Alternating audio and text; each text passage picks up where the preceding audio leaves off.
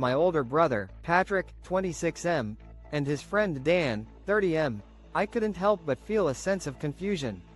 Patrick introduced me to Dan, and in a matter of seconds, Dan dropped a comment that left me speechless. He looked at Patrick and jokingly said, "You're going to have to chase the boys away with a stick, or are you already doing it?" Patrick immediately intervened, his expression stern, and reminded Dan that his comment was completely out of line. He explained that I'm 16 and in a relationship, and Dan quickly fell silent. This exchange left me wondering, why do people find this kind of humor acceptable?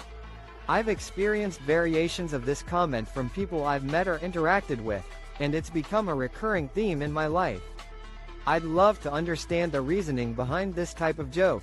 Can someone please help me grasp the logic behind it? TLDR, this person wants to understand why men often make jokes about chasing women away from their partners, which they find to be insensitive and inconsiderate. Boyfriend's little brother just moved in with us yesterday. CPS wants him enrolled in school by Monday. What do we do? Me, 20F, and my boyfriend, 20M, just got his little brother yesterday. CPS said that he needed to be out of his dad's house and in school by Monday or they will. Crisis situation. Enrolling a new family member in school. My boyfriend and I, both 20, found ourselves in a difficult situation when his younger brother moved in with us just yesterday. The situation is complicated by the fact that Child Protective Services, CPS, is involved. They have given us an ultimatum: get his brother enrolled in school by Monday or risk having him taken away. To make matters worse, his mom has custody, but she's not very involved in his life. She didn't live with his dad, so we're not sure how much she'll be able to help. We're planning to try and obtain custody of his brother if CPS decides to intervene. Our main priority right now is getting his brother enrolled in school. However, we're not sure where to start, as we don't have legal custody. We're based in Pennsylvania, while his dad lives in West Virginia and his mom lives in Ohio. We're unsure how to navigate this complex situation and need guidance on how to get his brother into school as soon as possible. TLDR, we need to enroll a 20-year-old's younger brother in school by Monday due to a CPS ultimatum, but we don't have custody and live in different states, refusing service to hate group. Chicago, Illinois. Hello all. I'm going to be a bit vague for anonymity purposes. I work at a restaurant in Chicago. Recently, a bunch of Proud Boys have decided that it's their favorite place to be. Obviously we all, owner included, hate having refusing service to extremist groups. A Chicago dilemma. Hello all. I'm sharing a sensitive situation to gather your perspectives. As a server in a Chicago restaurant, I'm facing a delicate issue. A group of Proud Boys, known for their extremist views, have become regular patrons. Our staff and management are uncomfortable with their presence, as it creates an intimidating atmosphere for other customers. Nevertheless, we're concerned about potential repercussions if we deny them service based on their ideology, fearing it could lead to a lawsuit for discrimination. To put it bluntly, we're wondering if there's a legal basis to refuse service to groups with hateful views. TLDR, is it possible to deny service to groups promoting extremist ideologies? She's still your mom. Diarrhea. I told someone I no longer talk to my mother. In which they responded, no matter what she did, she's still your mom. This is wrong. She's the reason you are here today. I don't need to know what she did, you need. A painful reminder of a troubled past still lingers in the air. I mentioned to someone I barely communicate with my mother, and they shot back, no matter what happened, she's still your mother. Their words cut deep, as if I was expected to instantly forgive and forget. This is wrong, I responded, still trying to process the idea. They continued, attempting to justify their stance. She gave birth to you, after all, and that's what matters.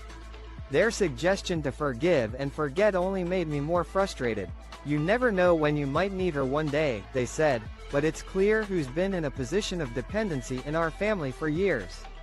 It's a stark difference between bringing a life into this world and being a good parent, one that I'm still trying to grasp. Edit. This story doesn't contain explicit language, but the tone and context may still be uncomfortable for some readers. Update.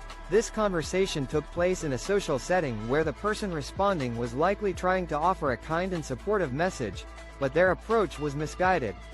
TLDR. A person responds to news of a strained relationship with an unsolicited message about forgiving a parent, highlighting a difference between biological connection and being a good mother. AITA for answering a rude question with a rude question? I'm a happily married gay man and, yesterday I and my husband were at a friend's house celebrating their birthday. At the end of the party a small group of people were sitting around the fire talking shit when a woman, WH. Am I the asshole for responding to an inflammatory comment with a provocative counter?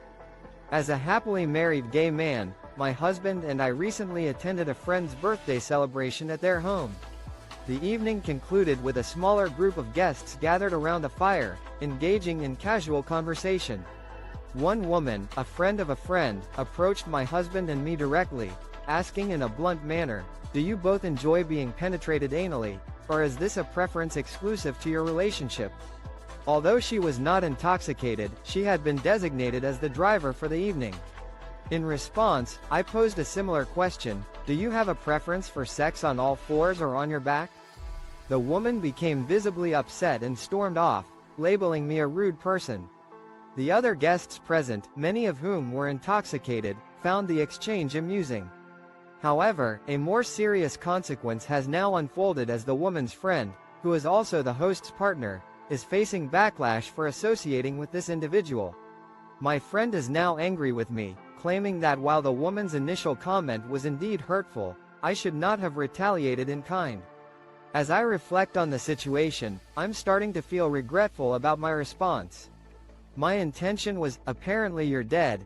I used to work for AFES, think Walmart but on US military bases, and I worked at the customer service counter where people would come to do various things, such as pay their Star Card, store credit card, bill. During this time the causalities coming in.